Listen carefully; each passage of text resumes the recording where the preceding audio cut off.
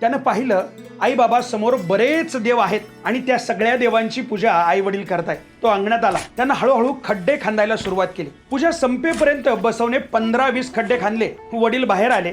त्याने हा सर्व प्रकार पाहिला. बसवला विचारलं, अरे एवढे का खड्डे खांदलेस? बसव म्हणाला, मी जमिनीत पाणी काढण्यासाठी एवढे खड्डे खांदतोय. वडील म्हणाले, अरे मग एकच खड्डा पाणी लागेपर्यंत खोलवर खांदायचा, एवढे कशाला खांदलेस? बसव म्हणाला, मीही तेच म्हणतोय, एकाच देवाची पूजा तो अंततः प्रसन्न होईपर्यंत करा ना. एवढे सगळे देव गोळा करून पूजा करण्याची काय गरज आहे? बसवच्या या प्रश्नाचं उत्तर आई वडिलांना दोघांनाही देता आलं नाही.